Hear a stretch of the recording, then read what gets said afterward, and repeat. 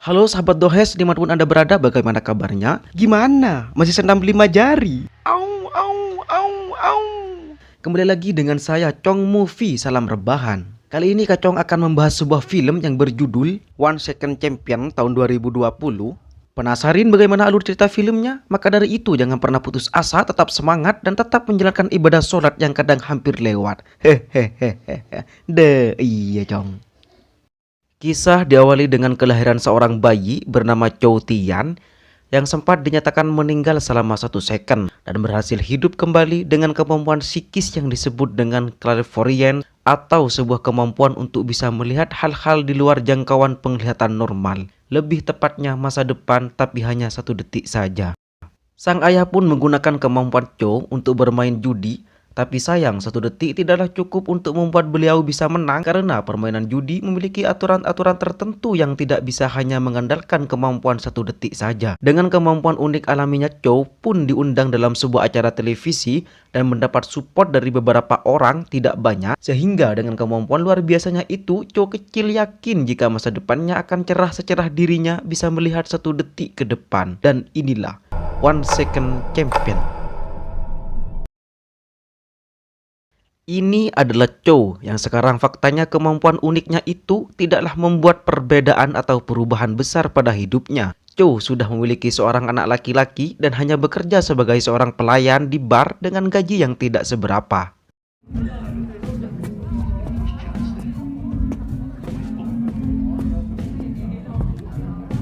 Beralih ke seorang petinju amatir yang sedang mempromosikan tempat latihannya, dia bernama Yip Jisun, kita panggil Yip. Alih-alih ingin menarik banyak orang, Yip justru terlibat masalah dengan seorang instruktur gym yang membuat si Yip dihajar ramai-ramai.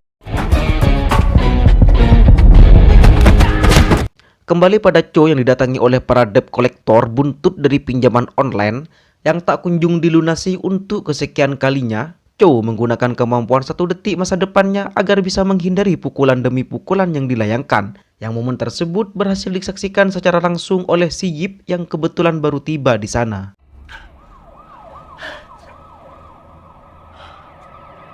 Akibat insiden itu, Chow pun harus dipanggil ke kantor polisi. Tapi beruntung, Yip dan si paman pemilik bar pun menjelaskan tentang kronologi awalnya sehingga Chow diperbolehkan untuk pulang saat itu juga.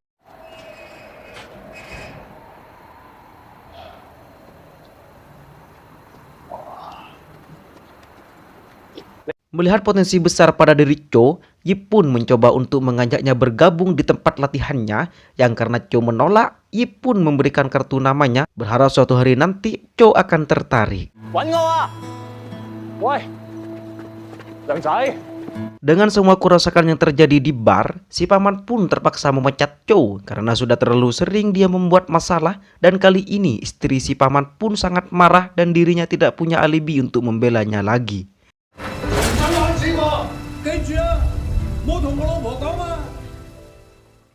Pada akhirnya Chow pun datang ke tempat latihan boxing Yip, di mana dia bersedia berlatih dan menjadi petarung asalkan dibayar dengan bayaran yang cukup berarti.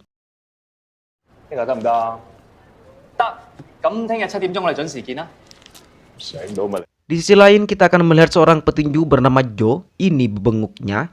Dia merupakan petinju profesional sekaligus pemegang gelar juara Hong Kong yang memiliki julukan mesin pembunuh karena beberapa kali berhasil membunuh lawannya di ring. Termasuk saat ini di mana Joe datang melayat untuk ikut berduka cita atas kematian lawannya di atas ring setelah sebelumnya bertarung dengannya.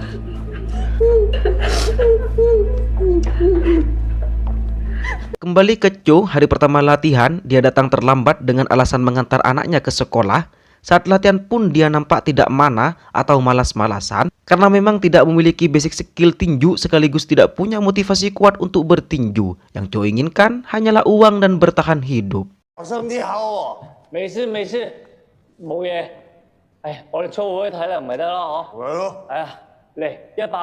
Suatu hari diadakanlah sebuah pertandingan kecil-kecilan di mana Yip yang belum punya anak didik yang mumpuni pun turun langsung untuk melawan petinju dari tempat latihan lain atau perguruan lain. Namun karena Yip memiliki penyakit asma, dia pun tidak bisa melanjutkan pertarungan bahkan untuk satu putaran saja. Akibatnya, Yip dan perguruannya pun diejek habis-habisan karena terlalu lemah dan tidak layak tarung, di mana Chow yang melihat hal itu pun merasa sangat panas dan akhirnya naik ke atas ring dengan skill tinju seadanya.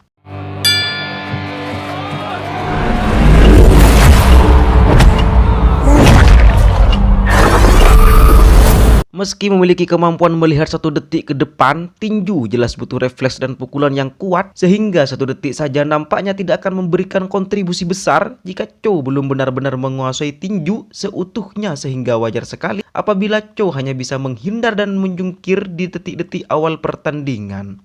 Saat terjatuh, Chow melihat sang anak yang memberinya semangat, di mana Chow yang tidak ingin mengecewakan putranya pun akhirnya menggunakan kekuatan 1 detiknya sehingga dia berhasil meninju lawan tepat sasaran yang membuatnya langsung terkapar.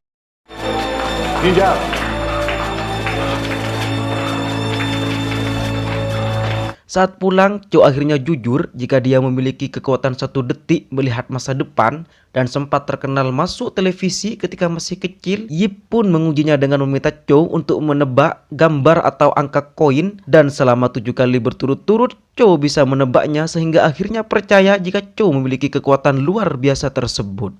Terlepas dari Chow punya kekuatan atau tidak, justru lebih fokus pada skill dasar yang dimilikinya. Karena percuma saja punya kekuatan melihat 1 detik jika skillnya masih begitu-begitu saja. Sehingga dalam proses latihannya, Yip sengaja mengikut sertakan Chow dalam berbagai turnamen amatir untuk melatih refleks dan skillnya agar Chow bisa masuk ke laga tinju yang lebih profesional.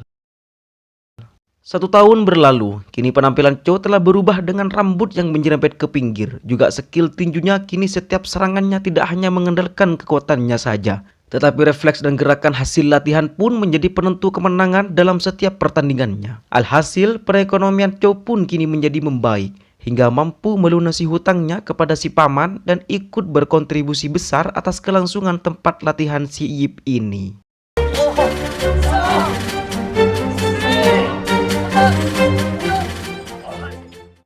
Suatu hari diadakanlah pertandingan lumayan pro dengan seorang petinju yang merupakan anggota dari asosiasi tinju setempat.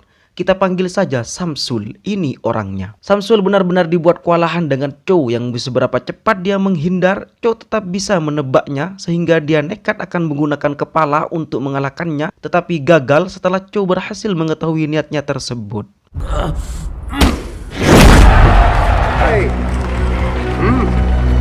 Dengan rekor 30 kali pertandingan dan 30 kali kemenangan tanpa kalah pun membuat Chow diundang ke salah satu stasiun televisi, yang hal ini kembali mengingatkan semua orang jika dulu Chow pernah terkenal dengan sebutan manusia yang bisa melihat 1 detik masa depan, yang dengan teknologi medis saat ini seorang ahli pun sudah melakukan pemeriksaan dan menemukan jika frekuensi otak si Chow berbeda dengan frekuensi otak manusia pada umumnya.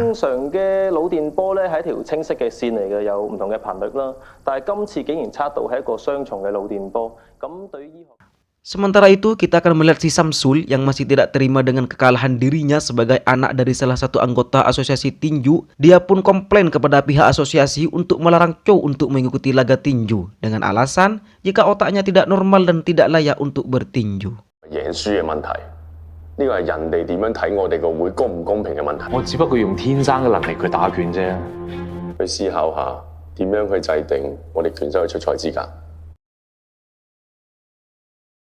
Niat Samsul untuk membuat Chow dilarang bertinju pun harus kandas tatkala ada seorang promotor yang justru ingin mensupport Chow agar mau melawan si Jo, di mana laga ini akan menjadi sebuah pertunjukan menarik ketika seorang mesin pembunuh akan melawan seorang dengan kekuatan melihat 1 detik ke depan.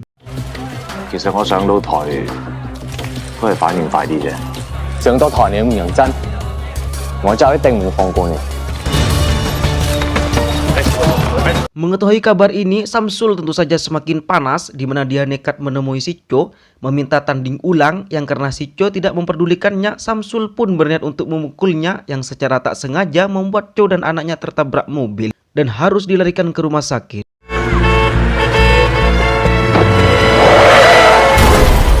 Dalam insiden itu, Cho mengalami benturan yang cukup keras pada bagian kepala, hingga dokter kini menyatakan jika frekuensi si Cho ini sudah normal, yang berarti dia sudah tidak memiliki kekuatan lagi. Namun dengan semangat ingin membuat anaknya bangga, Cho pun tetap melakukan latihan dan justru memperketat latihannya supaya bisa menghadapi si Jo tanpa embel-embel kekuatan 1 detiknya.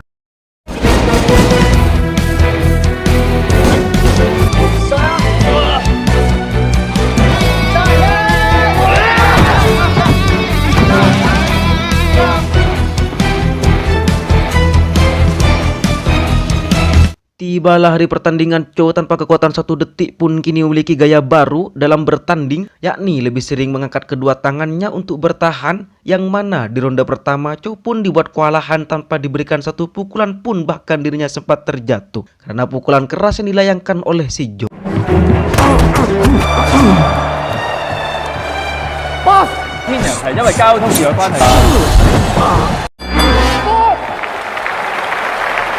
Pada ronde kedua terjadi sebuah momen langka ketika Cho yang sudah terbentuk mentalnya pun berhasil menyatukan si Jo untuk pertama kalinya, yang bahkan semua lawan-lawan si Jo sebelumnya pun tidak ada yang pernah berhasil menjatuhkannya.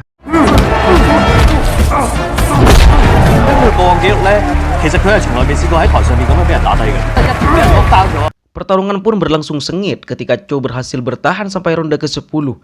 Yang mana diketahui jika semua lawannya si Jo rata-rata hanya mampu bertahan sampai ronde ke-5. Entah si Jo yang terlalu kuat atau semua lawan-lawannya terlalu lemah, entahlah. Namun betapa babak belurnya dia dan betapapun seringnya dia terjatuh, Cho tetap akan bangkit bukan karena ingin menang dan meraih gelar justru, melainkan hanya tidak ingin membuat anaknya kecewa.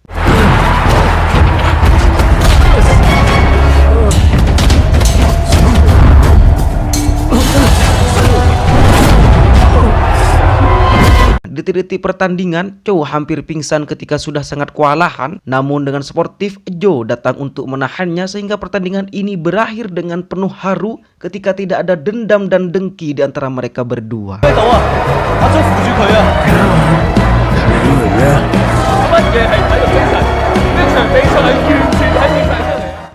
Meski Jo menang dan tetap memegang gelar juara Hong Kong, Cho sama sekali tidak merasa rendah diri dan merasa bahagia karena bisa sampai sejauh ini pun dia sudah sangat bersyukur dan beruntung masih hidup oleh si Jo yang katanya seorang pembunuh bayarin, seorang mesin pembunuh.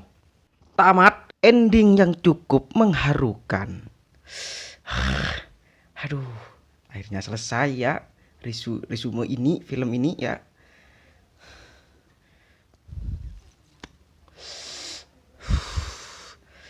Ngilu lah, congor saya ini ngilu, tahu kalian ngilu itu ya pendet lah. Ya cobalah kalian bayangkan lah, seandainya mempunyai ayah seperti Cho ini, ya begitulah. Kesimpulannya, jangan pernah menyerah dalam pekerjaan apapun. Kerja keras dan usaha merupakan jalan untuk meraih apa yang kita inginkan. Kerja tanpa doa merupakan kesombongan, doa tanpa kerja adalah kebohongan. Saya mewakili segenap kepengurusan Kacang Movie, Harigato.